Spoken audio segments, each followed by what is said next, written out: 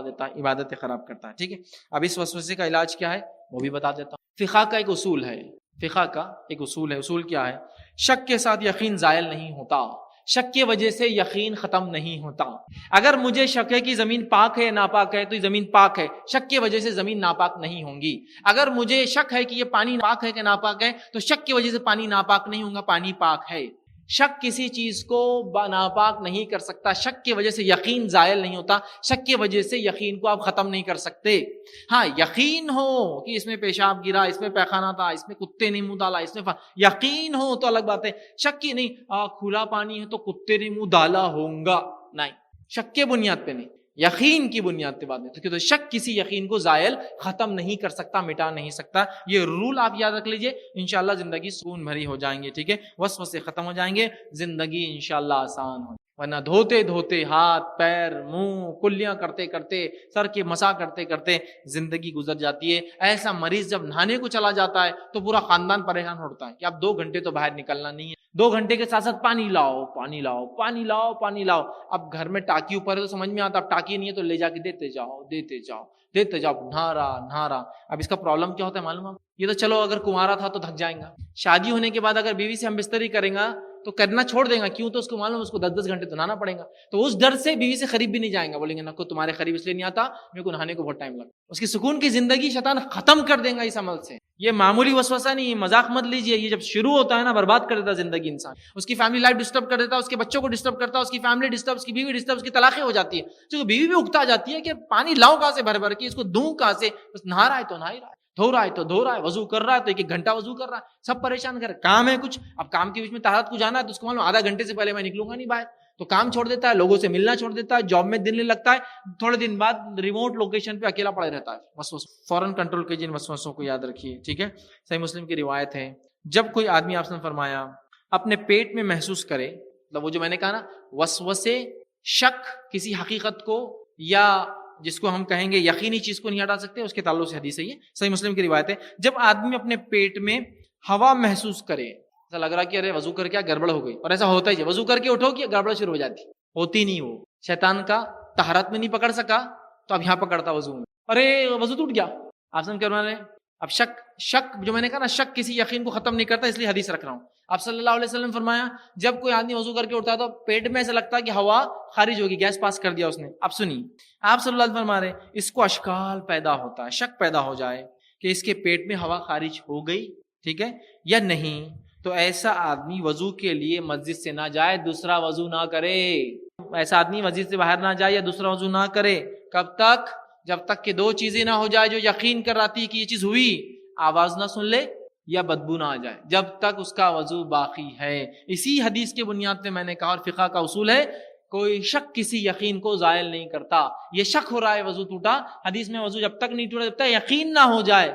اور یقین کے لیے 2 چیزیں، ہوا خارج ہوئی نہیں، 2 چیزیں ہو سکتی ہے. فرسٹ پروف جو ہو سکتا ہے آواز سن لے، سیکنڈ پروف ہو سکتا ہے بدبو آ جائے، ورنہ وضو آپ کا باقی ہے، نماز پڑھیں گے آپ. مسجد سے نہ جائے، چونکہ نبی اکرم صلی اللہ علیہ وسلم نے مسجد سے باہر نکلنے کو منع کیا، کہا اسی وضو سے نماز پڑھو. اب شک کے بنیاد پہ وضو نہیں کرنا ہے، شک کے بنیاد پہ لمبے لمبے وضو پانی سے کرنا ہے، اور اس کے بعد وضو ٹوٹا بول کے بھی آپ کو نہیں کرنا ہے. یہ بات بھی حدیث میں کلیئر ہوگی، اس کی وضاحت انشاءاللہ میں آگے اور لوں گا. ٹھیک، اب آئیے وسوسے یاد رکھیے، اسلام نے بہت آسانیاں کی ہیں. وسوسے انسان کو سختیاں کر دیتے ہیں، ٹھیک ہے. انہی میں سے ایک وسوسہ دور کرنے کے لیے یاد رکھیے جو وضو کے وقت ہوتا ہے. وضو کے وقت ایک وسوسہ کیا آتا ہے؟ آپ وضو کر کے اٹھ گئے، وضو کر کے اٹھنے کے بعد وسوسہ آتا ہے پیشاب کا خطرہ نکل گیا. یہ مردوں کو زیادہ ہوتا ہے، عورتوں کے بنسبت. ایسا وضو کر کے طہارت کر کے اٹھا، ارے پیشاب کا خطرہ نکل. ابھی یقین ہے یا شک ہے؟ اگر شک ہے تو اوپر والی حدیث لاگو ہوں گی، جب تک یقین نہ ہو جائے کوئی ایکشن نہیں لینا ہے آپ کو، دوبارہ جانا ہی نہیں پانی ڈالنے. بہت سے لوگ طہارت خانے سے باہر نکلتے پھر اندر، پھر باہر، پھر اندر، چونکہ اس کو شک ہوگا، پھر باہر پھر اندر. تو لوگ بولتے بھیا تو بیٹھ جا اندر آرام سے، یہ ڈیڈیکیٹڈ تیرے لیے طہارت خانہ ہے، تم کر کے نکلو تو ہوگا. اور وہ کئی بار کرنے کے بعد بھی مطمئن نہیں ہوتا جب تک کہ کوئی پیچھے سے نہ چلائے کیا لگایا رہے اتنی دیر سے، چل نکل باہر. ہاں جا رہا بھیا، اور وہ نماز نہیں پڑھتا، پھر گھر چل جاتا، بولتا ہے میرے کو ابھی بھی شک ہے پیشاب کا خطرہ نکلا ہی ہوں. اب اس کو کیسے دور کیا جائے؟ یہ وسوسہ ہے. اس کے دور کرنے کی طریقہ کیا ہے میں آپ کو بتا دوں. نبی اکرم صلی اللہ علیہ وسلم نے جو آپ کا خود کا بھی کام تھا، یہ مستحب بھی ہے. آپ صلی اللہ علیہ وسلم جب بھی پیشاب کرتے تو شرمگاہ پر پانی ڈالتے اور چھینٹے مارتے. چھینٹے، شرمگاہ پہ پانی ڈالا طہارت ہوگی، اور اوپر کپڑے پہ چھینٹے مارتے. اب آپ نے کپڑے پہ چھینٹے مارا، جب بھی آپ طہارت کو جا کر وسوسہ ہو تو کریے، نہیں تو ضرورت نہیں، پانی کے چھینٹے مارنا۔ اب آپ نے کپڑے پہ چھینٹے مارے، اب تھوڑی دیر بعد شیطان نے خیال لایا پیشاب کا خطرہ نکلا، تو آپ کو معلوم ہے آپ نے پہلے سے گیلا کر دیا پانی سے، پیشاب ہونا ضروری تھوڑی پانی ہو، سمجھ رہا؟ شک دور ہو جاتا ہے۔ کیسے؟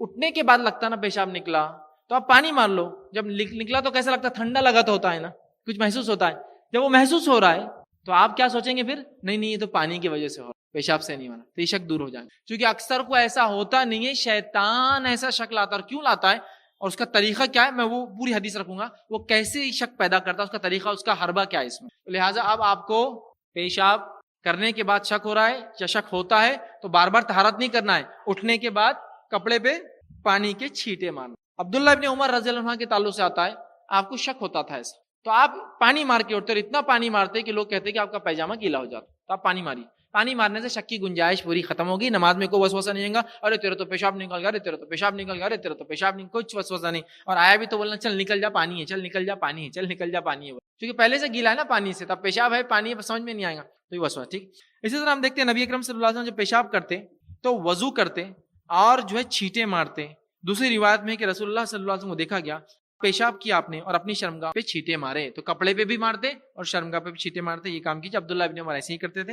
امام احمد بن حنبل رحمہ اللہ فرماتے اور کہتے ہیں بعض ساتھیوں نے شکایت کی کہ وضو کے بعد اپنے کپڑے کو گیلا محسوس کرتے ہیں، ایسا لگتا ہے، تو آپ نے انہیں فرمایا اور یہ مشورہ دیا کہ جب پیشاب کرے تو اپنی شرمگاہ پہ چھینٹے مار لے، جب چھینٹے مار لیں گے تو وسوسہ انشاءاللہ ختم ہو جائے۔ ٹھیک ہے، تو یہ پیشاب میں آنے والا وسوسہ بھی ختم ہو گیا۔ ٹھیک، اب وضو کے وقت جو ہے چھینٹے دینے کے بڑے فائدے ہیں، لیکن یہاں ایک وضاحت ضروری ہے، وہ یہ ہے ہر بار وضو کے لیے طہارت کرنا ضروری نہیں ہے۔ بہت سارے لوگوں کو غلط فہمی ہوتی ہے، جب بھی وضو کرتے طہارت کو جاتے، ضروری نہیں، ضرورت ہے تو جاؤ، نہیں ہے تو مت جاؤ۔ کچھ لوگ فجر میں اٹھتے ہیں اور بولتے ہیں فجر میں اٹھنے کے بعد جب تک پیخانہ نہیں ہوا تو میں نماز کو نہیں جاتا، کیوں؟ تو بولے وہ پیٹ صاف نہیں ہوا، گندگی کیسے جائیں گے نماز؟ ارے بھیا اندر ہے ابھی، وہ باہر نہیں نکلی، جب باہر نکلی تو گندگی کہلائیں گی، جب تک اندر ہے تو میرے ساتھ ہے وہ، سمجھ رہے آپ؟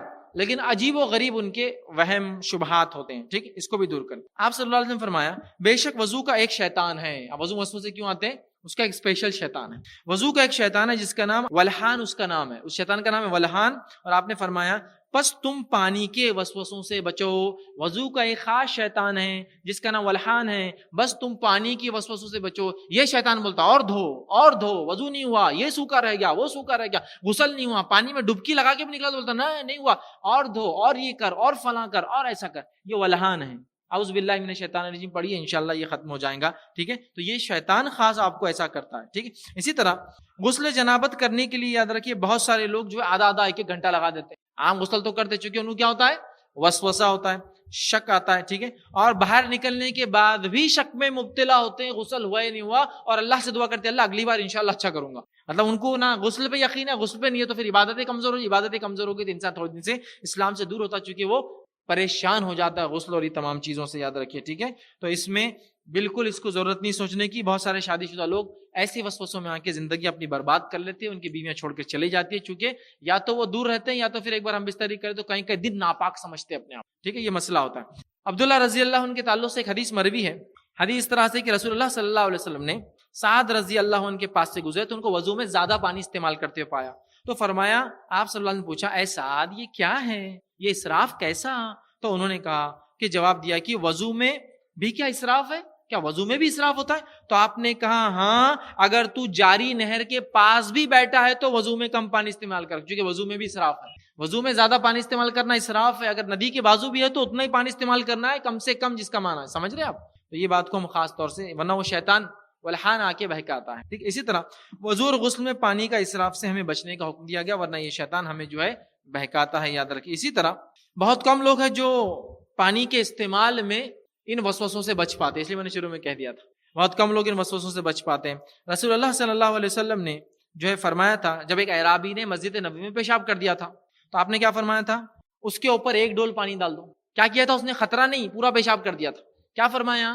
مسجد دھو کے نکالو، مسجد صاف کر کے نکالو، ٹینکر بھر پانی ڈالو، کنواں پورا لا کے پلٹا دو۔ مسجد نبوی میں کیا فرمایا؟ ایک ڈول پانی، فنش، ایک ڈول پانی۔ آئیے، اسی طرح آپ صلی اللہ علیہ وسلم نے جو ہے خشک منی کے بارے میں کہا کہ اس کے اکھاڑ دے، اس کا کپڑا ناپاک نہیں ہوتا ہے۔ منی اگر سوکھ جائے کپڑے پہ لگ کر، آپ اس کو اکھاڑ دے تو آپ کی نماز بالکل درست ہے، اس کا دھونا ضروری نہیں، اس کا دھونا ضروری نہیں ہے۔ ٹھیک ہے، میں حوالے اور تفصیلات نہیں رکھنا چونکہ ایک ایک جملہ میرا ایک ایک حدیث اور اس کی تفصیلات میں جائیں گا. خشک منی کو اکھاڑ دے کوئی مسئلہ نہیں, ٹھیک ہے, اپنے ناخن سے کھرچ سکتے ہیں آپ اور اس کے بعد نماز کو جا سکتے ہیں, اس پہ پانی لگا کے, کوئی دھونا اس کے لیے ضروری نہیں. جوتے کے بارے میں فرمایا کہ زمین پہ صرف رگڑ لو, دھول سے پاک ہو جاتا ہے, اس کو دھونے کی ضرورت. کسی بھی قسم کی کتنی بھی گندی غلاظت رکھو, خالی مٹی پہ رگڑ لو, جوتا پاک ہو جاتا ہے. ہمارے پاس اگر کسی کے جوتے پہ کچھ لگ گیا تو وہ جوتے کو دھو کے فینائل مار کے سینٹ مار کے اس کے بعد ہی مطمئن نہیں ہوتا, ارے بہت گندا لگا تھا, ابھی مطمئن نہیں بس, ٹھیک ہے. تو کہا صرف رگڑ لو, صرف رگڑ لو, ختم, فنش, صاف پاک, ٹھیک ہے. اسی طرح جو ہے عورت کی چادر کے بارے میں جب سوال ہوا, جو راستے سے نکلتی ہے اور نالی آ جاتی ہے اور وہ چادر نالی میں بھیگ جاتی ہے, تو کہا اس چادر کو دھونے کی ضرورت نہیں, اسی چادر سے نماز پڑھ سکتی ہے, کیونکہ جب وہ چادر نالی سے نکلتی ہے دھول میں جاتی ہے اور مٹی اس چادر کو پاک. دیکھ رہے ہیں ہمارے پاس تو ایک چھیٹا اڑ گیا تو جا کے پورے کپڑے بدل دیں گے اور موقع ملے تو کپڑوں کو جلا بھی دیں گے, آپ کو بہت گندا چھیٹا تھا, کہہ تھا کہ سمجھ میں نہیں آ رہا. یہاں کیا فرما رہے آپ سن, لڑ بھی جائے, گندگی میں سے گزر بھی جائے تو پھر سوکھے میں جائیں گا نا, ضرورت نہیں پھر بدلنے کی, اسی میں نماز بھی ہو. آئیے آگے بڑھتے ہیں. بچی اگر پیشاب کر دے, لڑکی پیشاب کر دے تو کہا کہ پانی سے نچوڑ لو, کپڑے بدلنے کی بھی ضرورت نہیں, خالی نچوڑنا کافی. ہمارے پاس بچی پیشاب کر لے, بچہ کر لے تو وہ کپڑے بدلیں گا, پھر جا کے نہائیں گا, 200-400 لیٹر پانی ڈالیں گا تو لیں گا اب اچھا لگا, خالی نچوڑ لینا ہے, خالی جب پیشاب لگا کافی ہے. لڑکا اگر پیشاب کرے تو پانی چھڑک لینا ہے خالی, چھوٹا جو ابھی کھاتا پیتا نہیں, اتنا بھی کافی. دیکھیے اسلام اتنا آسان ہے, ٹھیک ہے. تو نبی اکرم صلی اللہ علیہ وسلم نے جو ہے ایک چرواہے سے, جب آپ کے ساتھ ایک صحابی جا رہے تھے اور ایک جگہ پانی پینے کی باری آئی تو ایک تالاب تھا, تو چرواہے سے ایک شخص نے, جو صحابی تھے, کہا اے چرواہے کیا اس میں درندے پانی پیتے ہیں؟ تو آپ صلی اللہ علیہ وسلم نے کہا اے چرواہے جواب مت دینا, اگر پینا ہے تو پی لو, نہیں تو خاموشی سے چلو, پوچھو مت کون پیتا کیا کرتا. ہوتا ہے نا صاحب, ہم کہیں سے جا رہے ہیں, اب کوئی پیاس لگی, اب پہلے کے جیسے زمانہ تھوڑی, مطلب ابھی جیسے زمانہ ہے بوٹلیں ہر جگہ ملتی پانی کی, ویسے تھوڑی تھا. اب گاؤں سے گزرے, تالاب ہے, اب تالاب میں پانی پی لے تو لوگ کیا بولتے ہیں, اب تو تالاب میں پانی پی رہا بیٹا, اس میں بھینسا تیرتی ہوں گی, اس میں بھینسوں کو نہلاتے ہوں گے, بھینسا پیشاب بھی کرتی ہوں گی, بھینسا پیخانہ بھی کرتی ہوں گی, انسان کتنے پیشاب کرتے ہوں گے, لوگ کیا کیا لا کے ڈالتے ہوں گے فلاں. آپ صلی اللہ علیہ وسلم کے زمانے میں جو کسی نے پوچھا اے چرواہے کیا اس میں درندے منہ ڈالتے ہیں, آپ نے فرمایا چرواہے جواب مت دینا. صحابی سے کہا پینا ہے تو پیو, نہیں تو چلو یہاں سے. جو دکھ رہا ہے فیصلہ دکھنے پہ ہوگا, فیصلہ شک کے اور گمان کے بنیاد پہ نہیں ہوگا کون کیا کیا کرتا ہے, سمجھ رہے. ہمارے پاس کچھ لوگ ہوتے ہیں سفر کرتے ہیں ٹرین میں, ایک بھی نماز نہیں پڑھتے. کیوں؟ ٹرین کے طہارت خانے, کون کون آتا ہوگا, کیا کیا کرتا ہوگا, وہ سب ٹھیک ہے. دکھ کیسا رہا ہے, فیصلہ دکھنے پہ ہوگا, فیصلہ کیا کیا ہوا اس پہ نہیں ہوتا ہے شریعت میں. اب نماز کہاں پڑھوں گا, سیٹ پہ, سیٹ کتنی گندی رہتی, کیسے میلے کچیلے سوتے, فلاں ہوتا. ابھی کیسی دکھ رہی, لیکن ابھی کیسی دکھ رہی, اس پہ حکم دیا جائے گا, یہ کیا ہوا ہوگا, کیسے ہوتا ہوگا, لوگ کیا کرتے ہوں گے, فیصلے اس پہ نہیں ہوتے اسلام میں, ظاہر پہ. سمجھ گئے یہ حدیث انہی کی طرف, اور ایسی کئی روایتیں اور کئی باتیں بہرحال موجود ہے, اس کو سمجھنے کی ضرورت ہے, ٹھیک ہے. ایک وسوسہ یہ بھی آتا ہے انسانوں کو کہ سبھی لین سے کچھ نکل گیا, آگے پیچھے کے راستے سے کچھ نکل گیا, بس خواہ پیشاب نکل گیا, عورتوں کو دوسرے خیالات آتے ہیں اس کے برعکس, ہوا نکل گئی, پیخانہ تو نہیں نکل گیا ہوگا, یہ تو نہیں ہو گیا ہوگا فلاں, یہ کنٹینیوس وسوسے ہوتے ہیں, ٹھیک ہے. تو اس کو بھی نکالنے کی ضرورت ہے. عبداللہ بن زید رضی اللہ عنہ فرماتے اور کہتے ہیں کہ رسول اللہ صلی اللہ علیہ وسلم سے شکایت کی گئی کہ نماز کے دوران آدمی کو خیال گزرتا ہے کہ اس کے پیٹ میں کوئی چیز خارج ہو گئی ہے, تو رسول اللہ صلی اللہ علیہ وسلم نے فرمایا وہ نماز نہ توڑے یہاں تک کہ آواز جب تک نہ آئے یا بو نہ آئے, جب تک نماز نہ توڑے. تو شک کی بنا پر وضو نہیں ٹوٹتا, شک کی بنا پر سبیلین سے کچھ نکلا یہ سوچنے سے آپ کا نہ وضو ٹوٹا نہ غسل ٹوٹا, اس بات سے آپ مطمئن ہو جائیے, یاد رکھیے, ٹھیک ہے. اور اسی طرح آپ نے کیا فرمایا, بے شک شیطان تم میں سے ایک آدمی کے پاس آتا ہے, اور اس وقت آتا ہے جب وہ نماز میں ہوتا ہے, اور نماز میں ہوتے وقت وہ اس کے پیچھے کے راستے پہ جاتا ہے, پیچھے کی شرمگاہ پہ, اور وہاں ایک بال توڑ لیتا ہے. تو انسان کو ایسا لگتا ہے کہ اس کی ہوا خارج ہوئی, جبکہ اس نے کچھ دوسرا کام کیا, وہاں بال توڑ لیتا ہے, بال کو کھینچتا ہے, حدیث میں آتا ہے بال پکڑ کے کھینچتا ہے یا توڑ لیتا ہے, تو آدمی کو ایسا محسوس ہوتا ہے کہ وضو ٹوٹ گیا. سو آدمی نماز سے نہ پھرے یہاں تک کہ آواز نہ آ جائے یا بدبو نہ سونگ لے. تیسری ابو داؤد کی روایت نے فرمایا جب تم میں سے کسی کے پاس شیطان آئے اور کہے تیرا وضو ٹوٹ گیا ہے, تو اس سے کہنا تو جھوٹا ہے, میرا وضو نہیں ٹوٹا. اب جواب دینا ہے, یہ بات یاد رکھیے, جو وسوسے ایسے آتے ہیں نا اس کو جواب دیجیے, نہیں ٹوٹا, نہیں ہوا. آپ لوگ کیا بولتے, نہیں ہو گیا ہوگا, میں جواب دیجیے شیطان کو, ٹھیک ہے. آپ نے فرمایا اس کو بول تو جھوٹا ہے. پھر فرمایا اور نماز سے نہ نکلے جب تک کہ اپنی ناک سے بو محسوس نہ کرے یا آواز دے. شک کے بنیاد پہ نہیں ٹوٹتا وضو, نماز کچھ نہیں ٹوٹتی, یہ بات یاد رکھیے, میں یہ بتانا ہی چاہ رہا ہوں. مصنف ابن ابی شیبہ کی روایت ہے, اس کو غور سے سنیے. عبداللہ ابن عباس رضی اللہ عنہ فرماتے ہیں وہ شک کیوں ہوتا ہے, اس کا ریزن یہاں ہے. آپ نے فرمایا بے شک شیطان بندے کو خیال ڈالتا ہے کہ اس کی نماز خراب ہو گئی, جب اسے لاچار کر دیتا ہے, جب وہ دیکھتا ہے کہ یہ تو نماز نہیں توڑ رہا تو اس کے دبر میں پھونک مارتا ہے, بس اسے ایسا محسوس ہوتا ہے کہ ہوا خارج ہو گئی، وضو ٹوٹ گئی، تو اس کا وضو نہیں ٹوٹا جب تک کہ آواز نہ سن لے یا بو نہ سن لے. پھر شیطان اس کے سامنے سے آتا ہے، پیچھے سے تو کچھ نہیں کر سکا، سامنے آتا ہے، خاموخواہ کھینچتا ہے تاکہ بندے کو ایسا لگے شرمگاہ سے کچھ نکل گیا اور وہ نماز توڑ دے. پھر آپ نے فرمایا شرمگاہ سے کوئی چیز نکلی ہے، لہٰذا بندہ نماز سے نہ نکلے یہاں تک کہ یقین نہ ہو جائے کہ شرمگاہ سے کچھ نہیں. شک کے بیسس پہ نہ نماز ٹوٹتی، نہ روزہ ٹوٹتا ہے، نہ نماز دہرانے کی ضرورت ہے، نہ روزہ دہرانے کی ضرورت ہے، نہ رکعتوں کو خاموخواہ سجدے سہو کرنے کی ضرورت ہے. سمجھ رہے آپ؟ ان وسوسوں سے جو شیطان دلوں کے اندر بہرحال ڈالتا ہے، یا شر جو ہٹ کے یا بار بار دوہرا کے انسانی دلوں میں آتا ہے. پھر الذی یوسوس فی صدور الناس، اور وہ وسوسے جو انسانی دل میں بہرحال وہ انسانوں کی ڈالتا ہے، من الجنۃ والناس، جو انسانوں میں سے اور جنوں میں سے ہوتے ہیں جو ایسے وسوسے ڈالتے ہیں. تو پتہ چلا انسان اور جن میں ایسے ہوتے ہیں جو ایسے وسوسوں کو انسانی ذہن میں بولیے یا انسانی دل کے اندر جو ہے صدور کے اندر اس کے سینے میں ڈالتے ہیں. تو اس کی حقیقت ہے، قرآن اس کی وضاحت کرتا ہے، یاد رکھیں. اب وسوسے کیا ہے؟ وسوسے شیطانی خیالات ہے، شیطانی پھونک ہے. وہ شیطان آ کے آپ جو بھی بولیے چمٹی لیتا ہے، پھونک مارتا ہے، خیال ڈالتا ہے، اکساتا ہے، اس کو کہتے ہیں. اور یہ فاسد ہوتے ہیں، یہ برے ہوتے ہیں، یاد رکھیں. اور انسان کو یہ وسوسے آنے سے وہ بہت پریشان ہو جاتا ہے، چونکہ یہ شیطانی خیالات ہوتے ہیں، یاد رکھیں. ٹھیک ہے. اور اس کے آنے کی مختلف وجوہات ہو سکتی ہے، انشاءاللہ اس کی تفصیلات میں ہم بعد میں جائیں گے. لیکن یہ انسان کو اتنا پریشان کرتے ہیں کہ کبھی کبھار لوگ نمازیں پڑھنا چھوڑ دیتے ہیں اس لیے کہ وسوسے بہت آ رہے ہیں. کبھی کبھار ہوتا یہ کہ لوگ سوسائڈ کی حد تک چلے جاتے ہیں، مطلب خیالات اتنے برے اللہ کے بارے میں، والدین کے بارے میں، بچوں کے بارے میں، خود کے بارے میں، مال و دولت کے بارے میں، چیزوں کے بارے میں، اللہ کی کائنات کے بارے میں، فرشتوں کے بارے میں، دین کے بارے میں، نماز کے بارے میں، رسول کے بارے میں، امہات المومنین، کچھ بھی ہو سکتے ہیں وسوسے، کچھ بھی ہو سکتے. اتنے برے ہوتے ہیں کہ یہ تک سنا گیا کہ لوگ یہ کہتے ہیں کہ نماز پڑھنا چھوڑ دی تو چلیے ایک تو فرض چھوڑا، توبہ کا موقع ہے. لیکن یہ تک سنا گیا کہ لوگ کہتے ہیں کہ دل چاہتا ہے کہ سوسائڈ کر لوں. یہ اتنے گھٹیا، اتنے برے، اتنے فاسد، اتنے گندے خیالات جو آ رہے ہیں، جو وسوسے آ رہے ہیں، اور یہ بہت بے چین کر دیتے ہیں انسان کو. یاد رکھیے. تو یاد رکھیے یہ وسوسے بہت خطرناک چیز ہے. اور اس کے تعلق سے یاد رکھیے یہ شیطان اس طرح سے ڈالتا ہے کہ انسان بے چین ہوتا ہے. تو اس بات کو پہلے میں سمجھا دوں اس سے پہلے کہ آگے بڑھوں. اس کی ایک مثال دے کر کہ وسوسے آتے ہیں تو آپ کو کیا کرنا ہے. اگر کوئی شخص وسوسے آتے ہیں تو یہ کہتا ہے کہ میں نے نماز پڑھنا چھوڑ دی، یا کوئی شخص وسوسے آتے ہیں بول کر یہ کہہ رہا ہے کہ میں سوسائڈ کرنے کا دل چاہ رہا ہوں، تو اس آدمی کی مثال ایسی ہے جیسے کہ گھر پر چور بہت آ رہے ہیں تو تجوری کھلی چھوڑ دیا. میں نے گھر پر چور بہت آ رہے تو میں نے کیا کہ تجوری کو کھلی چھوڑ دیا، بولا بھائی جو لے جانا لے جا، لے ٹینشن مت دے. تو شیطان کس کے پاس آتا ہے؟ چور کس گھر میں آتا ہے؟ چور کیا کوئی بستی میں، جھوپڑی میں، کھنڈروں میں جاتے ہیں؟ چور اس بستی میں آتا ہے، اور اس گھر میں آتا ہے جہاں مال و دولت کی اس کو امید ہوتی ہے نا. تو ظاہر سی بات ہے چور وہاں آتے ہیں جہاں پیسہ ہوتا ہے. تو شیطان وسوسے کس کو ڈالتا ہے؟ وہ ہر آدمی کو نہیں ڈالتا ہے، وہ اسی کو ڈالتا ہے جس کے پاس وہ ایمان پاتا ہے. تو اگر شیطانی وسوسوں سے نماز چھوڑ دی کہ نماز میں گندے گندے وسوسے آتے ہیں، شیطانی وسوسوں سے دین کی تعلیمات سے دور ہو گئے اس لیے کہ بہت دماغ اس سے خراب ہو جا رہا ہے، تو یہ آدمی کی مثال ایسی ہے جیسے کہ چور بہت آ رہے تھے تو تجوری کھلی چھوڑ دیا میں نے کہ جانے دو کیا کرنا ہے کر لے. کوئی بھی انسان عقل مند تجوری کو چور آنے سے کھلی نہیں چھوڑتا، بلکہ چور جب آنا شروع ہوتے حفاظت بڑھا دیتا ہے.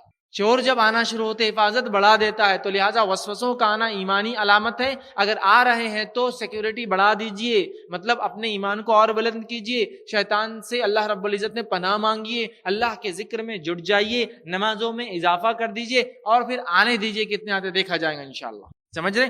یہ ہونا چاہیے. لیکن ہم دیکھتے ہیں کہ شیطان عقائد میں وسوسے ڈالتا ہے، شیطان اخلاقیات میں وسوسے ڈالتا ہے، شیطان طہارت میں وسوسے ڈالتا ہے، شیطان مختلف عبادتوں میں، روزے نماز میں وسوسے ڈالتے ہیں. اسی طرح دیکھا گیا کہ شیطان جو ہے جتنا ایمان میں مضبوط آدمی ہو وسوسوں کی ویسے انٹینسٹی کے ساتھ آنے کی کوشش کرتا ہے. یاد رکھیں. ٹھیک ہے.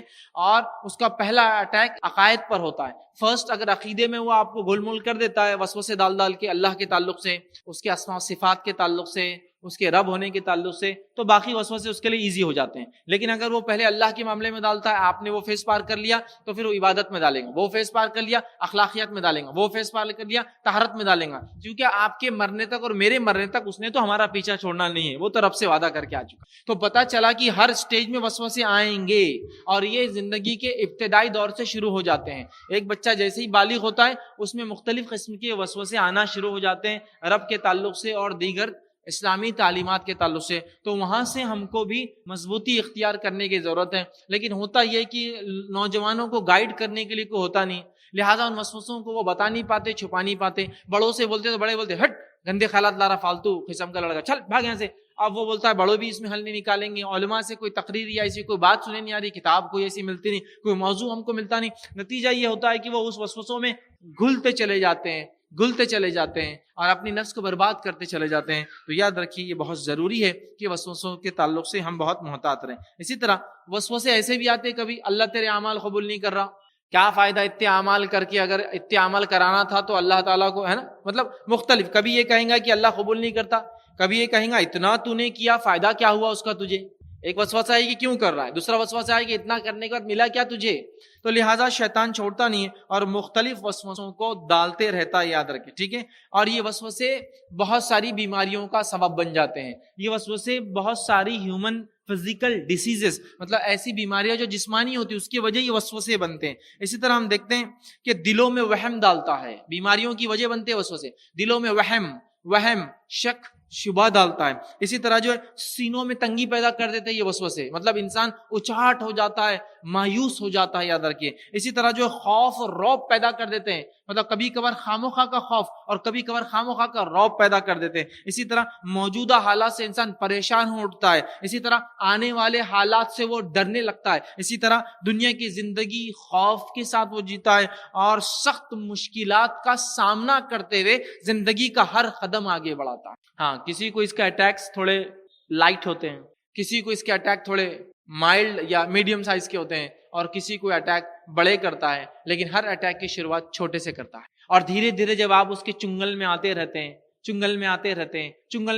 ہیں اس کے اٹیکس کا سائز بڑھتا چلا جاتا ہے. ایک سمے، ایک وقت ایسا آ جاتا ہے انسان ایک قدم رکھنے سے پہلے 10 بار سوچتا ہے کیا کروں، چونکہ اس کے وسوسے چالو ہیں.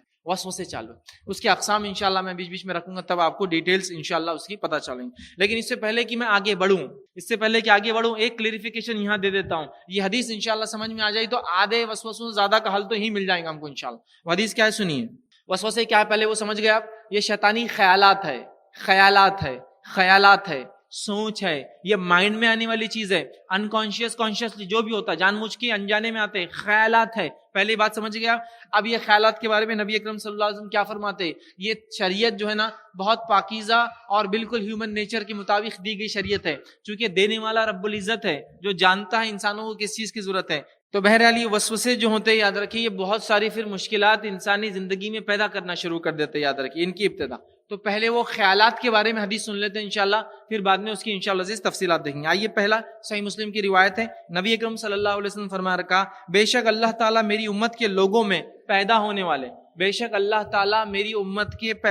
والے لوگوں میں برے خیالات سے درگزر کریں گا. میری امت مطلب نبی اکرم صلی اللہ علیہ وسلم فرما رہے جتنے لوگ امت محمدیہ میں ہوں گے ان کی سوچ پر انشاءاللہ ان کی پکڑ نہیں ہونے والی. جتنے برے خیالات کس کے بارے میں بھی آتے ہو، اللہ کے بارے میں، رسول کے بارے میں، دین کے بارے میں، ماں باپ کے بارے میں، بچوں، سب کے لیے معافی ہے. تو پہلے تو یہ سمجھ جائیے صرف سوچ کی وجہ سے اللہ پکڑ نہیں کرتا. تو ڈپریس مت ہوئیے، پریشان مت ہوئیے. ہاں، یہ خیالات میں نہیں کر رہا ہوں کہ آنے دیجئے، اس کو بھی روکیں گے، اس کا سولوشن آگے آئے گا، بٹ اس کے آنے سے پریشان مت ہوئیے. اللہ تعالیٰ اس امت کے فاسد خیالات پر پکڑ نہیں کرتا. کب تک؟ وہ بھی سن لیجئے. نہیں کرتا جب تک کہ وہ خیالات کے مطابق عمل نہ کر لے. مثال کے طور پر کسی انسان نے یہ سوچا کہ میں چوری کر لیتا ہوں کسی کو، پھر کہا توبہ، اچھا خیال نہیں، چوری نہیں کروں، ہو گیا. اب اس کو کوئی گناہ نہیں ملے گا چوری کا سوچنے کا، سمجھا. لیکن جیسے ہی اس نے چوری کر لی تو گناہ مل گیا. کب تک گناہ گار نہیں ہے امت محمدیہ کا کوئی بھی مرد، کوئی بھی عورت، کوئی بھی بچہ، کوئی بھی بوڑھا، جب تک کہ وہ کسی خیالات پہ اللہ پکڑ نہیں کرے گا. کب تک کہ جب تک کہ عمل نہ کر لے. تو آپ فاسد خیالات، وسوسے دل میں ہی ہے نا، خیال ہی ہے نا. الحمدللہ خیال پہ تو آپ کی پکڑ ہی نہیں کی شریعت نے، تو پھر کیوں پریشان ہو رہے ہیں آپ. لیکن ہاں، یہ وسوسے پریشان بڑا کرتے ہیں، میں جانتا ہوں، لیکن گناہ کے بارے میں مت سوچیے، انشاءاللہ اللہ گناہ نہیں دیں گا. تو ڈونٹ بی ڈپریس، کم از کم مایوس مت ہو جائیے زندگی سے، سمجھ رہے آپ، مایوس کن زندگی مت گزاریے، ٹھیک ہے. تو یہ حدیث ہم کو ایک دلاسا دیتی ہے. آگے آئیے. سارے برے خیالات، یہ بات یاد رکھیے، شیطان کے طرف سے ہی ہوتے ہیں. سارے برے خیالات شیطان کے طرف سے ہی ہوتے ہیں. گو مختلف قسم کے شیاطین انسانوں کو برے خیالات لاتے ہیں، ان کی تفصیلات، نام وغیرہ آگے آئیں گے. تو مختلف قسم کے برے شیاطین برے خیالات لاتے ہیں، لیکن برا خیال کبھی بھی رحمان کی طرف سے نہیں ہوتا، یہ شیطان کی طرف سے ہوتا ہے۔ اس بات کو آپ جان لیں۔ سورہ مجادلہ میں اللہ نے فرمایا اور کہا یہ سرگوشی تو شیطان ہی کی طرف سے ہے تاکہ وہ ان لوگوں کو غم میں مبتلا کرے جو ایمان لائے۔ یہ جو پھسپھساہٹ، پھسلاہٹ، دل میں جو باتیں، وہم اور خیالات جو آتے ہیں، اللہ فرما رہا ہے یہ شیطان کے طرف سے ہی ہے ایک مومن کو۔ کیوں کرتا ہے ایسا؟ وہ شیطان ایسا کر کے مومن کو غم زدہ کرنا چاہتا ہے۔ غم زدہ مطلب ایک طرح سے عام زبان کو ڈپریس کر دینا، غمگین کرنا چاہتا ہے۔ تو شیطان کی طرف سے وسوسوں کے ذریعے مجھے غم زدہ کرنا چاہتا ہے۔ ایگزامپل دیتا ہوں میں آپ کو بات سمجھنے کی۔ میرے وسوسے کی قسمیں، میرا مطلب میں ایگزامپل میں اپنے آپ کو ڈال رہا ہوں، یہ میرا نہیں ہے، ٹھیک ہے؟ سمجھ لیجیے میرا ایک وسوسہ ہے کہ میں یہ سوچتا ہوں کہ میرے گھر سے اگر بچے نکل جائیں گے تو ان کی موت ہو جائیں گی۔ کچھ لوگوں کا ایسا ہوتا ہے اور بس یہی خیال ان کو تنگ کرتے رہتا ہے۔ اب بچے چلے گئے نا، اب موت کی خبر آتی ہے ایک آدھ کی، اب بچے چلے گئے نا، موت کی خبر آتی ہے۔ یا دوسرا، اب میں مر جاتا کہ میں مر جاؤں گا تو میری بیوی کتنا روئیں گی نا میرے پہ، پھر لوگ دکانیں بند رکھیں گے میرے محلے والے اس دن، اور خود ہی رو رہا، مطلب خود ہی سوچ رہا موت کا، خود ہی رو رہا موت پہ اپنی۔ یہ وسوسہ ہے، یہ وسوسہ ہے۔ کیوں ڈال رہا ہے شیطان؟ اب کتنا غمگین ہو جاتے ہیں نا آپ جب اپنی موت کا سوچتے، بچوں کی موت کا سوچتے، غمگین۔ یہ وسوسہ، ایکسیڈنٹ ہو جائیں گا، اس کا پیر تو کٹ جاتا میرے کو ایسا لگ رہا، اب نئی بائک لیے نا ٹرک کے نیچے آ جاتا میرے کو ایسا لگ رہا، فلاں کیے نا اب ایسا ہو جاتا میرے کو لگ رہا۔ یہ اس سے ہوتا کیا ہے؟ آپ غمگین ہو جاتے، اپسیٹ ہو جاتے، ڈپریس ہو جاتے ہیں۔ تو یہ اللہ فرما رہا ہے یہ سرگوشی، یہ پھسپھساہٹ، یہ وسوسے شیطان کی طرف سے، یہ تاکہ مومنوں کو ان وسوسوں کے ذریعے غم زدہ کر دے، ڈپریس کر دے، اپسیٹ کر دے، لائف جو خوشنما ہے اس خوشنما زندگی کو جو ہے خراب کر دے، ان کی برباد کر دے۔ تکلیف کا فیض زندگی میں ایک بار آتا ہے لیکن خوشیاں روز رہتی ہے، لیکن یہ وسوسے روز تکلیف دیتے ہیں۔ جو غم ہوتا ہے اس دن ڈبل تکلیف ہو جاتی ہے، چھوڑتے نہیں ہیں، ٹھیک ہے؟ تو یہ اللہ کی طرف سے نہیں، شیطان کی طرف سے۔ پھر فرمایا حالانکہ وہ اللہ کے حکم کے بغیر انہیں ہرگز کچھ نہیں کر سکتا۔ شیطان بھی اللہ کے حکم بغیر لیکن ہرگز کچھ نہیں کر سکتا، کوئی نقصان نہیں پہنچا سکتا، اور اللہ ہی پر پس لازم ہے مومنوں کو کہ وہ بھروسہ کرے۔ تو ہمارا کام ہے ہم کس سے بھروسہ کرے؟ اللہ پر۔ ان وسوسوں کا ٹینشن بالکل نہ لیں۔ لیکن آج میں دیکھتا ہوں اکثر مرد اور عورتیں صرف ان وسوسوں میں ہی پریشان ہیں۔ ریئل لائف میں دنیا بالکل جس کو کہیں گے رونق دار ہے، لیکن دل میں اندھیرا بھرا ہوا ان وسوسوں کی وجہ سے۔ تو بہرحال اس سے نکلنے کی ہمیں جو ہے بہت سخت ضرورت ہے۔ آئیے آگے بڑھتے ہیں۔ آدم علیہ الصلوۃ والسلام کو شیطان نے جو پہلا کام کیا اور جس کام کی وجہ سے کیا کیا، جنت سے نکال دیا، وہ کام کیا تھا؟ آپ سب جانتے ہیں۔ اللہ رب العزت نے قرآن میں فرمایا کہ آدم علیہ الصلوۃ والسلام پہ سب سے پہلے شیطان نے جو کام کیا وہ کیا تھا؟ یہی تھا وسوسہ۔ اور اس کی تفصیلات اللہ رب العزت نے سورہ اعراف سورہ نمبر 7 آیت نمبر 20 سے فرمایا کہ وسوس لہم الشیطان، اور شیطان نے آدم علیہ الصلوۃ والسلام کے دل میں وسوسہ ڈالا۔ کیا کہا کہ اے آدم، اگر تم اور تمہاری بیوی اس جھاڑ کا پھل کھا لیں گے تو کیا ہوگا؟ تم فرشتے بن جائیں گے اور تمہاری ہمیشہ والی زندگی ہوگی، اور ایسی ملکیت ملیں گی جو کبھی ختم نہ ہوں گی۔ تو تمہارے کو ایسی ملکیت ملیں گی جو ختم نہ ہوں گی، اور تمہیں اللہ ہمیشہ کی زندگی دیں گا۔ کیا کرو گے؟ تو جھاڑ کے پھل کھاؤ گے۔ تو یہاں کیا شیطان نے وسوسہ ڈالا۔ کیا کیا؟ وسوسہ ڈالا آدم علیہ الصلوۃ والسلام کے دل میں۔ تو یہاں دیکھیے جنت سے جب آدم علیہ الصلوۃ والسلام نکالے گئے، پہلا شیطان کا تیر جو ان کو لگا وہ وسوسے کے ذریعے ہی تھا۔ اسی لیے اللہ رب العزت نے ایک صورت ہی نازل کر دی اپنے آپ کو حفاظت کرنے کے لیے وسوسوں سے، ٹھیک ہے؟ تو وسوسے خطرناک چیز ہوتی ہے، بہت سارے جرم، جرائم، برائیاں اسی سے شروع ہوتی ہے۔ آئیے وسوسے کا سبب کیا ہے؟ تو اس کے 3 سبب ہم دیکھیں گے، 3 ریزنز، بیسک ریزنز ہیں۔ ضروری نہیں ہے انسان اور اس کے سماج، اس کے حالات سے ریزنز چینج ہو سکتے ہیں، بٹ میں جو ریزن لوں گا وہ ریلیجیس ریزن ہوں گے، مذہبی۔ اس کے کیا ریزنز ہے؟ پہلا سبب یہ ہے کہ ہم سب کو دین کے بارے میں علم نہیں ہے، یا جس کو بولیں گے دین کے بارے میں جہالت۔ علم کا الٹ جہل ہوتا ہے۔ دین کے بارے میں جہالت سب سے بیسک، سب سے بڑا ریزن ہے کہ وسوسے ہمارے دلوں میں آتے ہیں۔ وسوسے آتے ہیں، اچھا آنا تو فطرت ہے، شیطان تو کرتا رہے گا، بٹ گھر کر جاتے ہیں، بس جاتے ہیں، رہ جاتے ہیں، اور اس کے مطابق زندگیاں گزر جاتی ہے، ٹھیک ہے؟ تو پہلا جہالت سب سے بڑا، سب سے بیسک ریزن ہے وسوسوں کا آنے کا۔ اور ابن جوزی رحمہ اللہ تلبیس الابلیس اپنی کتاب میں لکھتے اور فرماتے ہیں کہ سب سے بڑا جو ہے دروازہ جس کے ذریعے ابلیس انسان پر داخل ہوتا ہے وہ جہالت ہے، اور وہ اس جہالت کی وجہ سے ان لوگوں پر غلبہ پا لیتا ہے۔ تو سب سے بڑا دروازہ، جس دروازے سے ابلیس جو ہے انسانوں پر داخل ہوتا ہے، وہ داخل ہونے کا دروازہ جہالت ہے۔ میری جہالت ہی میری سب سے بڑی دشمن ہے۔ میرا نالج نہ ہونا کسی مسئلے کے بارے میں ہی میرا سب سے بڑا دشمن ہے، جس کے نتیجے میں شیطان آ کر مجھ پہ حاوی ہو جاتا تھا۔ پہلا ریزن جہالت۔ سیکنڈ ریزن یاد رکھیے، دوسرا سبب وسوسوں کا ہے وہ یہ ہے کہ ایمان کی کمی اور اللہ پر توکل کی کمی، دونوں ایک ساتھ۔ اور ایمان کی کمی سے توکل میں کمی آتی ہے، ٹھیک ہے، یا پھر کبھی ایمان کمزور ہوتا ہے اور اس کے علاوہ دوسری صفتیں کمزور ہوتی ہیں، تو ایمان کی کمی اور اللہ پر توکل کی کمی سے وسوسے آتے ہیں یاد رکھیں۔ یہ سیکنڈ چیز یاد رکھیے کہ انسان میں ایمان کی کمی ہے اور اللہ پر توکل اس کا کم ہوتا ہے، جبکہ اللہ نے قرآن میں بیان کر دیا وَمَن يَتَوَكَّلْ عَلَى اللَّهِ فَهُوَ حَسْبُهُ، جو اللہ پر توکل کرتا ہے اللہ اس کے لیے کافی ہو جاتا ہے، لیکن اس کے بعد بھی ہمارے وسوسوں پر ہم کنٹرول نہیں کر پا رہے، چونکہ اللہ پر جو ایمان اور توکل چاہیے تھا وہ نہیں ہوتا ہے۔ اور تیسری اہم وجہ وسوسوں کی وہ یہ ہے کہ شیطان جو ہے ہم پر حملہ ور ہو جاتا ہے، شیطان ہم پر حملہ ور ہو جاتا ہے، سیٹانک اٹیکس، شیطان کا حملہ ہے، یہ تیسری وجہ، ایک جہالت، دوسرا ایمان کی کمزوری اور اللہ پر توکل کی کمزوری، اور تیسرا شیطان کا حملہ ہوتا ہے۔ یہ تین اہم ریزن ہیں، اس کے علاوہ بھی اور بھی ریزن ہو سکتے، زمین، زمانہ، حالات، علاقہ، اکنومیکل کنڈیشن، سماج کے حساب سے چینج ہوتا جائیں گا، ٹھیک، لیکن یہ تین بیسک ریلیجس ریزن ہیں جس وجہ سے وسوسے ہم میں زیادہ آتے ہیں اور ہم وسوسے مبتلا ہو جاتے ہیں، شیطان بآسانی ہم پہ وسوسے ڈال دیتا ہے۔ آئیے آگے بڑھتے ہیں۔ سب سے پہلا وسوسہ جو آتا ہے انسان کو، یا سب سے خطرناک وسوسہ جو آتا ہے انسان کو، یا سب سے بڑا وسوسہ جس سے میں اور آپ پریشان ہو اٹھتے ہیں، وہ وسوسے سے بات کو آگے بڑھاتے ہیں۔ ریزنز معلوم ہو گئے، اب وسوسوں کے ٹائپس اور کچھ باتیں اس میں ایکسپلینیٹری دیکھیں گے۔ یہ سب سے بڑا وسوسہ ہے جس سے میں اور آپ سب پریشان ہوتے ہیں، اور وسوسہ ہے اللہ کی ذات اور صفت میں آنے والے وسوسے، اور یہ وسوسے سے وہ سب کو اٹیک کرتا ہے۔ کبھی نعوذ باللہ اللہ کا نام لو تو کوئی تصویریں ذہن میں لانے کی کوشش کرتا ہے، کبھی اللہ کا نام لو تو چیزوں کو ذہن میں لانے کی کوشش کرتا ہے، کبھی اللہ کا نام لو تو غیر اللہ کی تصویریں یا غیر مذاہب کی عبادت کے معبودوں کو لا کے پورٹریٹ کرنا چاہتا ہے آپ کے ذہن میں، اور انسان بہت پریشان ہو جاتا ہے۔ کبھی اللہ کی صفتوں میں شک ڈالتا ہے، اللہ تو اٹھانے والا ہے لیکن کیا پتا اٹھتا کہ نہیں اٹھتا، تو ہاں قیامت آئیں گے لیکن کس نے دیکھا آئیں گی کہ نہیں آئیں گے، ہاں مرنے کے بعد سوال و جواب ہوں گے لیکن اللہ قادر ہے کہ نہیں قادر ہے، کیا اتنے لوگ مرتے ایک ساتھ کیا پتا، شکوک اور شباب، اور انسان ایک دم بکھلا جاتا ہے، نہیں بہت غلط ہو رہا ہے۔ اور یہ وسوسے بہت اسٹرانگ ہوتے ہیں، بہت زیادہ آتے ہیں، اور یہ سب سے پاورفل وسوسے تو جس سے مومن ڈرتا ہے، باقی سارے برداشت کے قابل ہوتے ہیں، یہ نہیں ہوتا اللہ کے بارے میں، اللہ کی ذات کے بارے میں۔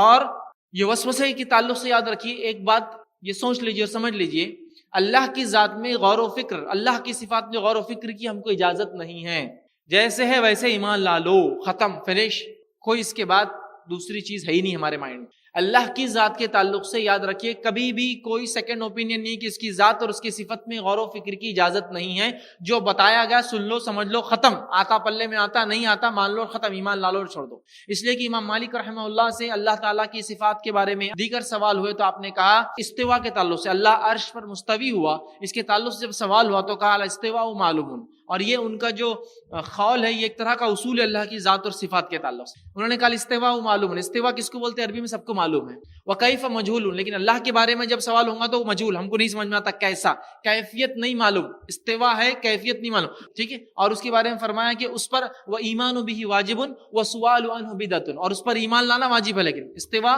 کیا ہے ہم کو پتا ہے، اللہ کی ذات کے بارے میں تو کیسا ہے ہم کو نہیں معلوم ہے، ایمان لانا واجب ہے، وسؤال عنہ بدعۃ، اور ایسے سوالات کرنا بدعت ہے چونکہ صحابہ نے نہیں پوچھا۔ تو گویا اللہ کی ذات اور صفت کیسی ہے بس ختم، سوالات مت کیجئے، وہ ایسا ویسا، ہاتھ ہے تو کیسا، دیکھتا ہے تو کیسا، بولتا ہے، یہ کوشچن نہیں، ڈیپتھ میں مت جائیے، جو ہے تقدیر ہے کیسی ہے کیا ہے، ڈیپتھ میں مت جائیے، جو بتا دے گا ٹھیک ہے سمجھ میں آئے ٹھیک ہے، ورنہ ایمان لا لیجیے اتنا کافی ہے۔ تو پہلا وسوسہ جو آتا ہے جس سے میں اور آپ سب سے زیادہ خوفزدہ ہوتے ہیں وہ یہ ہے۔ اب ہم کو کس میں غور و فکر کرنا ہے؟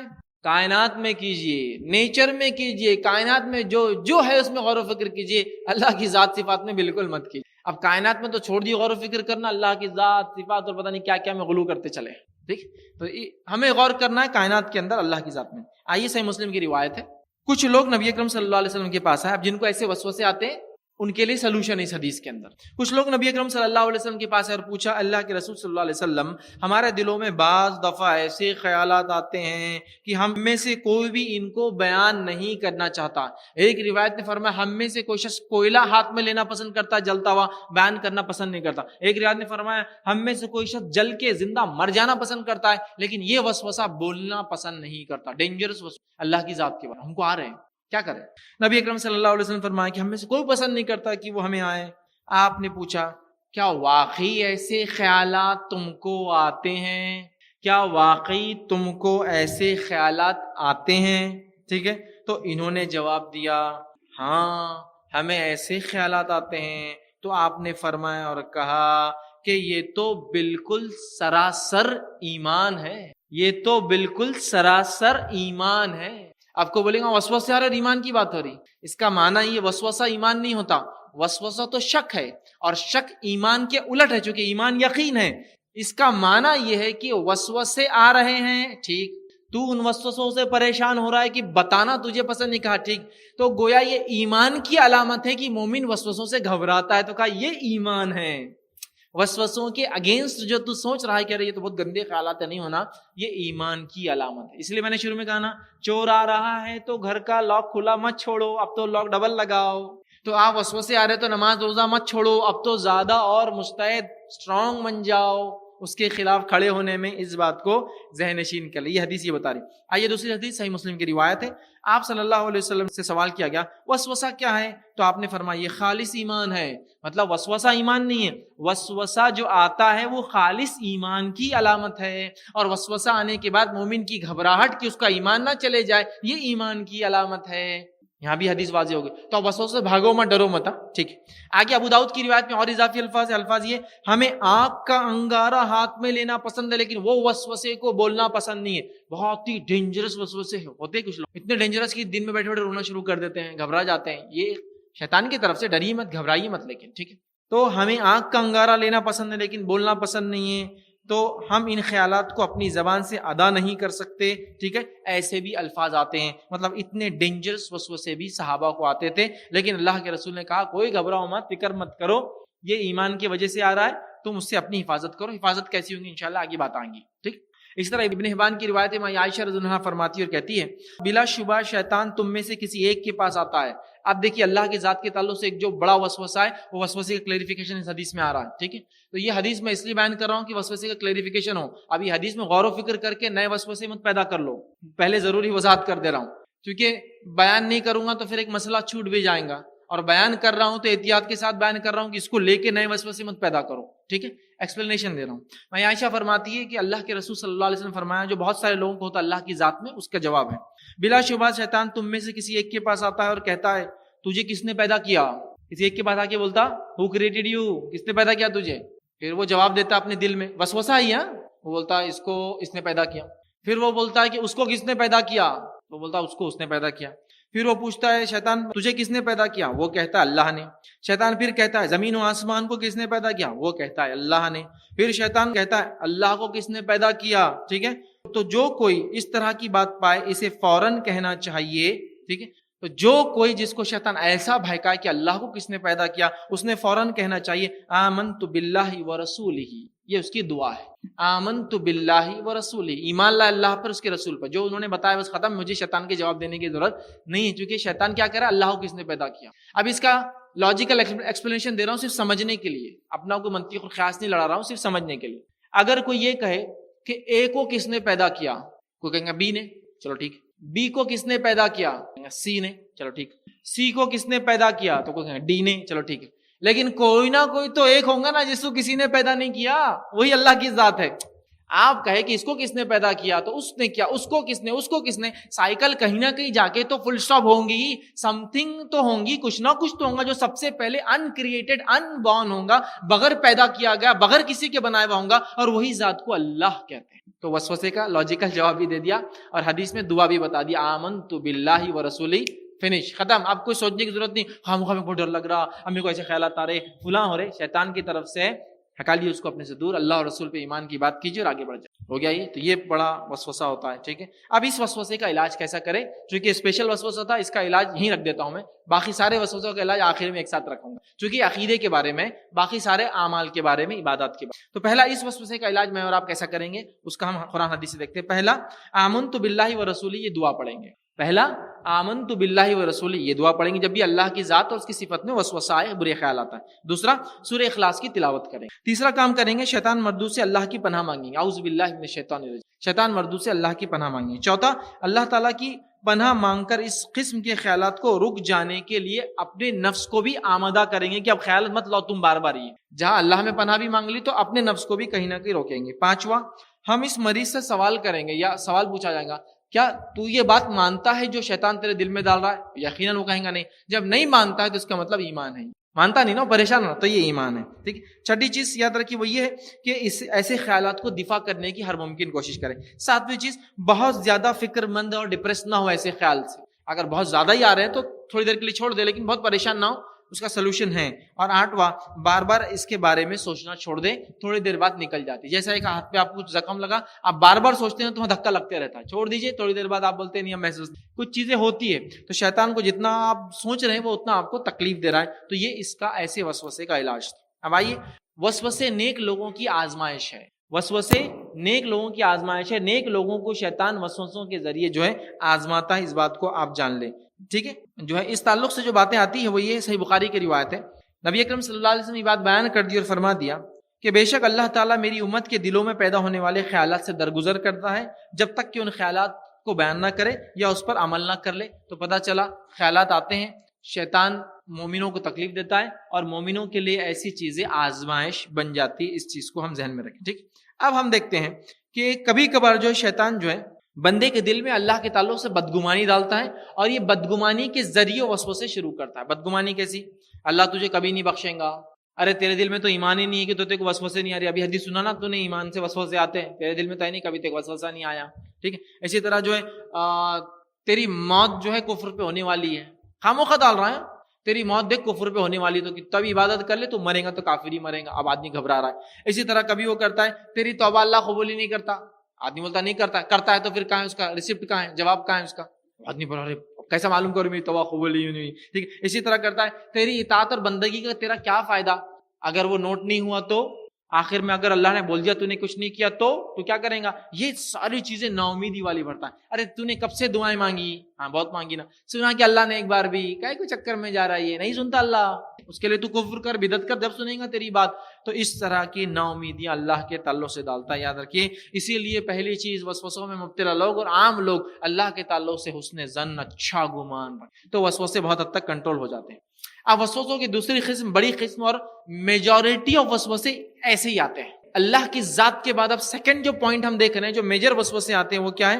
وہ وسوسے ہیں طہارت میں آنے والے وسوسے، اور اس سے بہت سارے لوگ پریشان. طہارت، پاکیزگی، چاہے وضو ہو، غسل ہو، اس کے بعد جس کو ہم کہیں گے طہارت سے ریلیٹڈ جو بھی ایشوز ہوتے ہیں، چاہے وہ طہارت جنابت سے ہو، حیض کی وجہ سے ہو، نفاس کی وجہ سے ہو، یہ وسوسے آتے ہیں. اور اللہ ماشاء اللہ کچھ لوگ ہی ان وسوسوں سے بچ پاتے ہیں. اللہ ماشاء اللہ، دعویٰ نہیں کر رہا ہوں، چیلنج نہیں کر رہا، لیکن اللہ ماشاء اللہ.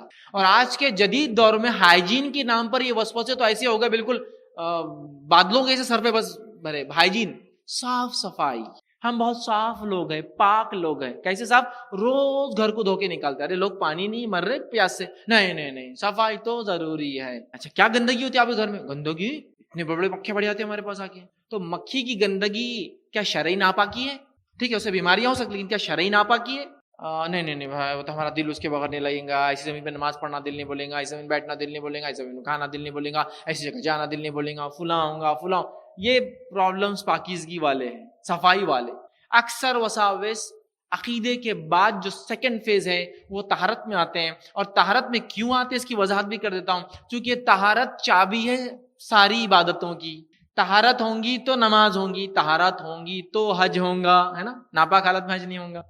تو طہارت بیس ہے. تو شیطان کبھی بھی بنیادوں پہ اٹیک کرتا ہے، ٹھیک ہے، برانچ سے نہیں کرتا ہے، جڑوں پہ کرتا ہے. عقیدے پہلے خراب کرتا ہے تاکہ عقیدہ خراب ہوگا تو اعمال کرتے رہے کتنے کرنا، اللہ قبول نہیں کرنے والا. تو یہاں جب فرسٹ فیز میں عقیدے پہ کیا الحمدللہ آپ بچ گئے، تو سیکنڈ فیز پہ اترتا ہے، بولتا عبادتیں تو سڑا کے رہوں گا، اسی خراب کر کے رہوں گا، بیکار کر کے رہوں گا. پاکیزگی والا ایک الگ الگ لوں گا انشاءاللہ، اس میں ایکسپلینیشن دیتا جاؤں گا. ٹھیک ہے. طہارت کے معاملے میں یاد رکھیے آنے والے وسوسوں کو ہر ممکن کوشش کرے کہ روک لے، ورنہ یہ بہت ہانی کارک اور گھاتک ثابت ہوتے ہیں، بہت زیادہ انجریس ثابت ہوتے ہیں آپ کی آگے کی زندگی کو. یہ بات بتا دو. ٹھیک ہے. اسی طرح شیطان بدعت کے تعلق سے وسوسے ڈالتا ہے کہ بدعت کر لے تو یہ اچھا ہے. ایسا ایگزامپل میں اس کا اگر دوں تو بعض لوگوں کو یہ گمان ہوتا ہے، یہ خیال ہوتا ہے کہ رسول اللہ صلی اللہ علیہ وسلم نے ایک مد میں وضو کیا اور ایک سا میں غسل کیا. ایک مد پانی میں وضو کیا اور ایک سا پانی میں غسل کیا. ایک مد پانی ہوتا ہے 450 ملی لیٹر سے لے کر 500 ملی لیٹر، آدھا لیٹر یا اس سے کم کو کہتے ہیں ایک مد عربی میں. اور ایک سا ہوتا ہے 2000 مطلب 2250 ملی لیٹر سے لے کر 2500 ملی لیٹر کے بیچ میں. مطلب 1.25 سے لے کر 2.5 لیٹر پانی میں. تو نبی اکرم صلی اللہ علیہ وسلم نے آدھے لیٹر سے کم میں وضو کیا اور 2.5 لیٹر سے کم میں غسل کیا, اور یہ غسل جنابت کیا.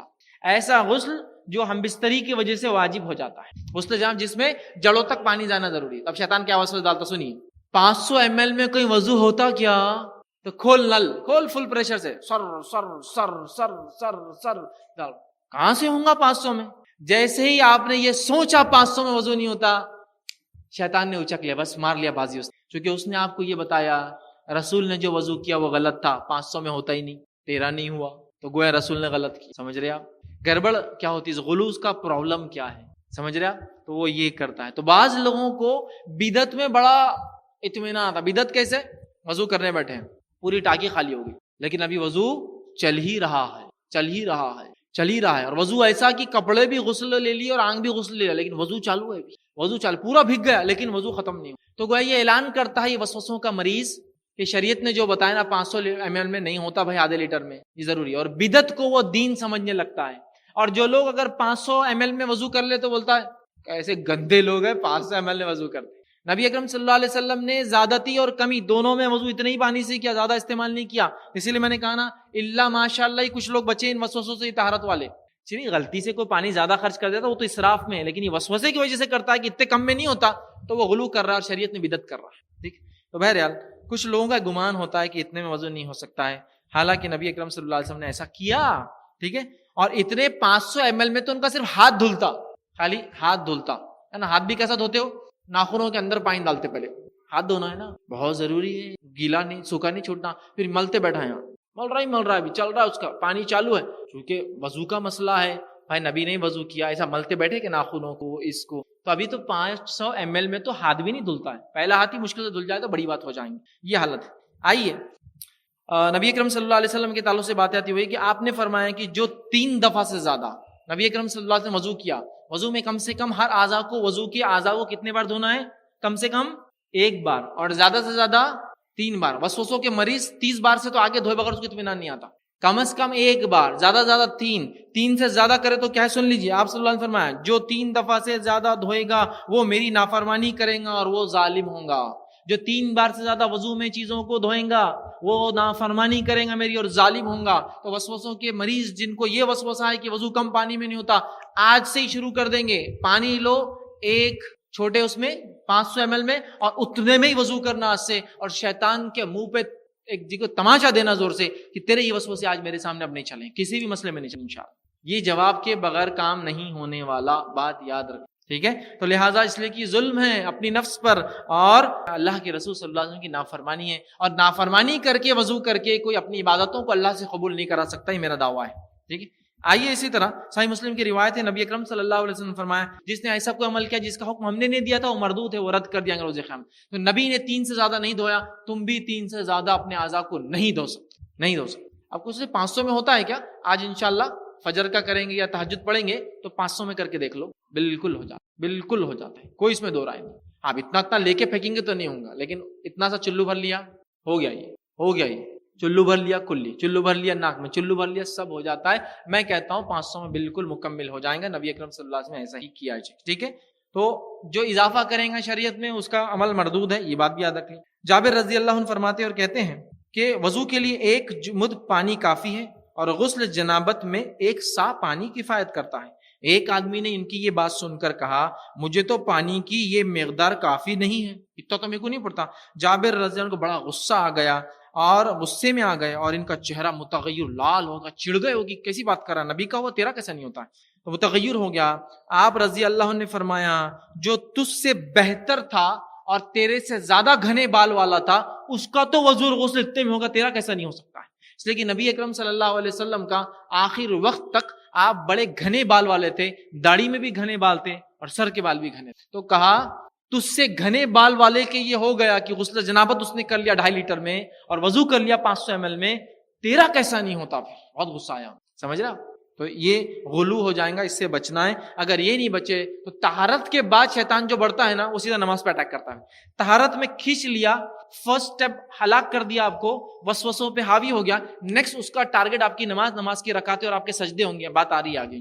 ٹھیک ہے. تو پہلے اس میں اپنے آپ کو بچانا ہے, ہم کو یاد رکھیں. ٹھیک ہے. اسی طرح شیطان انسان کے دل میں وسوسہ ڈالتا ہے, ٹھیک ہے, کہ بیت الخلاء میں زیادہ دیر بیٹھے رہے, پیخانے میں, تو کہ زیادہ دیر بیٹھیں گا تو بالکل فریش ہو کے نکلیں گا, تو ایک خطرہ پیشاب کا نکال دے, فلاں کر خواہ مخواہ بٹھائیں گا. اور یہ ایسا مقام ہے جہاں بیٹھ کے پوری پروگرامنگ بھی کرتا رہتا آپ کو, چونکہ وہ اچھی جگہ تو ہے نہیں, اللہ کا ذکر تو ہو نہیں سکتا, تو زیادہ دیر بٹھائیں گا. اس کے بعد جب استنجا کے لیے پیشاب کے لیے جائیں گے, نہانے کے لیے جائیں گے, لمبا ہلائیں گا. استنجا پیشاب کے لیے جائیں گے تو لمبی دیر تک بیٹھنے کا حکم دیں گا. اسی طرح وہ بولیں گا ابھی وضو لمبا کر, ابھی وہ ہے استنجا آرام سے کر, اور نتیجہ یہ ہوگا کہ فرض نماز چھوڑ گئی, یہ تو ان کا وضو ہی چل رہا, ابھی طہارت ہی چل رہی ہے نا. ایک بار پانی ڈالے اطمینان نہیں ہو رہا, پھر کھڑے پھر بیٹھے, پھر ایک بار پانی, پھر اطمینان, پھر کھڑے بیٹھے, پھر ایک بار پانی, پھر کھڑے کے بیٹھے, نہیں پھر پانی پانی پانی. حالت یہ کچھ لوگوں کی کہ طہارت کو جا کے آئے تو پورے ایسے ہلکان ہو کے نکلتے باہر, پانی ڈال ڈال کے پریشان. اگر بیت الخلاء پیخانے کے لیے چلے گئے تو دھو دھو کے پریشان اتنے ہوتے ہیں کہ ریشز ہو جاتے ہیں, باڈی چھل جاتی ہے. ہاں مجھے پتا ہے, بلکہ کچھ لوگ اتنا غلو کرتے ہیں کہ کپڑے کا استعمال کرتے ہیں, پہلے کپڑا استعمال کرتے ہیں, کپڑا پھینکتے, پھر ٹیشو استعمال کرتے, ٹیشو پھینکتے, ٹیشو کے بعد پانی استعمال کرتے, پانی سے مطمئن نہیں ہوتے, دھوتے بیٹھے رہتے. یہ وسوسے ہوتے ہیں, اس کے لمٹ نہیں ہے میرے بھائیوں. غور سے سنی میری بات, اس کا مریض جب پھنس جاتا ہے ان وسوسوں میں تو وسوسے آپ کو کہیں کا نہیں رہنے دیتے. یہ وسوسے اتنا مجبور کرتے ہیں آپ کو کہ آپ مجبور ہو جاتے ہیں کہ پیشاب اور پیخانہ آنا آپ کو برڈن لگتا ہے کہ کیا ہو گیا, اللہ آپ مجھ پر رحم کرے, اب کہاں سے 200-500 لیٹر پانی ملے گا, اتنا لمبا طہارت کرنا ہے میرے کو. تو پیشاب جانا چھوڑ دیتا ہے, پیخانوں میں جانا چھوڑ دیتا ہے, مخصوص پیخانے اور پیشاب خانوں میں جاتا ہے, چونکہ اس کو اتنا اطمینان لگتا ہے. شیطان کے اس وسوسے سے پہلے جھٹکے میں بچیے آپ, وضو میں پانی کم کر دیجیے, انشاءاللہ باقی سب کنٹرول. شیطان کو موقع مت دیجیے, اس میں یاد رکھیے, اور وہ پھر آپ کی نمازیں چھڑا دیتا ہے, عبادتیں خراب کرتا ہے. ٹھیک ہے, اب اس وسوسے کا علاج کیا ہے وہ بھی بتا دیتا ہوں. فقہ کا ایک اصول ہے, فقہ کا ایک اصول ہے. اصول کیا ہے؟ شک کے ساتھ یقین زائل نہیں ہوتا, شک کی وجہ سے یقین ختم نہیں ہوتا. اگر مجھے شک ہے کہ زمین پاک ہے ناپاک ہے تو یہ زمین پاک ہے, شک کی وجہ سے زمین ناپاک نہیں ہوں گی. اگر مجھے شک ہے کہ یہ پانی پاک ہے کہ ناپاک ہے تو شک کی وجہ سے پانی ناپاک نہیں ہوگا, پانی پاک ہے. شک کسی چیز کو ناپاک نہیں کر سکتا, شک کی وجہ سے یقین زائل نہیں ہوتا, شک کی وجہ سے یقین کو آپ ختم نہیں کر سکتے. ہاں یقین ہو کہ اس میں پیشاب گرا, اس میں پیخانہ تھا, اس میں کتے نے منہ ڈالا, اس میں یقین ہو تو الگ بات ہے. شک کی نہیں, کھلا پانی ہے تو کتے نے منہ ڈالا ہوگا, نہیں, شک کے بنیاد پہ نہیں, یقین کی بنیاد پہ بات نہیں. تو شک کسی یقین کو زائل ختم نہیں کر سکتا, مٹا نہیں سکتا. یہ رول آپ یاد رکھ لیجئے, انشاءاللہ زندگی سکون بھری ہو جائیں گے. ٹھیک ہے, وسوسے ختم ہو جائیں گے, زندگی انشاءاللہ آسان ہو. ورنہ دھوتے دھوتے ہاتھ پیر منہ کلیاں کرتے کرتے سر کے مسا کرتے کرتے زندگی گزر جاتی ہے. ایسا مریض جب نہانے کو چلا جاتا ہے تو پورا خاندان پریشان ہوتا ہے کہ اب 2 گھنٹے تو باہر نکلنا نہیں ہے, 2 گھنٹے کے ساتھ ساتھ پانی لاؤ پانی لاؤ پانی لاؤ پانی لاؤ. اب گھر میں ٹاکی اوپر ہے تو سمجھ میں آتا, اب ٹاکی نہیں ہے تو لے جا کے دیتے جاؤ دیتے جاؤ دیتے جاؤ, نہا رہا. اب اس کا پرابلم کیا ہوتا ہے معلوم ہے, یہ تو چلو اگر کنوارا تھا تو تھک جائیں گا, شادی ہونے کے بعد اگر بیوی سے ہم بستری کریں گا تو کرنا چھوڑ دیں گا. کیوں؟ تو اس کو معلوم ہے اس کو 10-10 گھنٹے تو نہانا پڑے گا, تو اس ڈر سے بیوی سے قریب بھی نہیں جائیں گا, بولیں گے نہ کو تمہارے قریب اس لیے نہیں آتا, میرے کو نہانے کو بہت ٹائم لگتا. اس کی سکون کی زندگی شیطان ختم کر دیں گا اس عمل سے. یہ معمولی وسوسہ نہیں, مذاق مت لیجیے, یہ جب شروع ہوتا ہے نا برباد کر دیتا زندگی انسان, اس کی فیملی لائف ڈسٹرب کر دیتا, اس کے بچوں کو ڈسٹرب کرتا, اس کی فیملی ڈسٹرب, اس کی بیوی ڈسٹرب, اس کی طلاقیں ہو جاتی ہے. تو بیوی بھی اکتا جاتی ہے کہ پانی لاؤ کہاں سے بھر بھر کے, اس کو دوں کہاں سے, بس نہا رہا ہے تو نہا ہی رہا ہے, دھو رہا ہے تو دھو رہا ہے, وضو کر رہا ہے تو 1-1 گھنٹہ وضو کر رہا ہے, سب پریشان کر. کام ہے کچھ, اب کام کے بیچ میں طہارت کو جانا ہے تو اس کو معلوم آدھا گھنٹے سے پہلے میں نکلوں گا نہیں باہر, تو کام چھوڑ دیتا ہے, لوگوں سے ملنا چھوڑ دیتا ہے, جاب میں دل نہیں لگتا ہے, تھوڑے دن بعد ریموٹ لوکیشن پہ اکیلا پڑے رہتا ہے وسوسوں کی. فوراً کنٹرول کیجیے ان وسوسوں کو, یاد رکھیے. ٹھیک ہے, صحیح مسلم کی روایت ہے, جب کوئی آدمی آپ نے فرمایا اپنے پیٹ میں محسوس کرے, مطلب وہ جو میں نے کہا نا وسوسے, شک کسی حقیقت کو یا جس کو ہم کہیں گے یقینی چیز کو نہیں ہٹا سکتے, اس کے تعلق سے حدیث ہے یہ, صحیح مسلم کی روایت ہے. جب آدمی اپنے پیٹ میں ہوا محسوس کرے, ایسا لگ رہا کہ ارے وضو کر کے گڑبڑ ہو گئی, اور ایسا ہوتا ہی ہے, وضو کر کے اٹھو کہ گڑبڑ شروع ہو جاتی, ہوتی نہیں. وہ شیطان کا طہارت میں نہیں پکڑ سکا تو اب یہاں پکڑتا وضو میں, ارے وضو ٹوٹ گیا. آپ سمجھ کر رہے ہیں, اب شک جو میں نے کہا نا, شک کسی یقین کو ختم نہیں کرتا, اس لیے حدیث رکھ رہا ہوں. آپ صلی اللہ علیہ وسلم فرمایا جب کوئی آدمی وضو کر کے اٹھتا ہے تو پیٹ میں ایسا لگتا ہے کہ ہوا خارج ہوگی, گیس پاس کر دیا اس نے. اب سنیے, آپ صلی اللہ علیہ وسلم فرما رہے اس کو اشکال پیدا ہوتا ہے, شک پیدا ہو جائے کہ اس کے پیٹ میں ہوا خارج ہو گئی, ٹھیک ہے یا نہیں, تو ایسا آدمی وضو کے لیے مسجد سے نہ جائے, دوسرا وضو نہ کرے. ایسا آدمی مسجد سے باہر نہ جائے یا دوسرا وضو نہ کرے. کب تک؟ جب تک کہ 2 چیزیں نہ ہو جائے جو یقین کر رہتی کہ یہ چیز ہوئی, آواز نہ سن لے یا بدبو نہ آ جائے, جب تک اس کا وضو باقی ہے. اسی حدیث کے بنیاد پہ میں نے کہا, اور فقہ کا اصول ہے, کوئی شک کسی یقین کو زائل نہیں کرتا. یہ شک ہو رہا ہے وضو ٹوٹا, حدیث میں وضو جب تک نہیں ٹوٹا جب تک یقین نہ ہو جائے.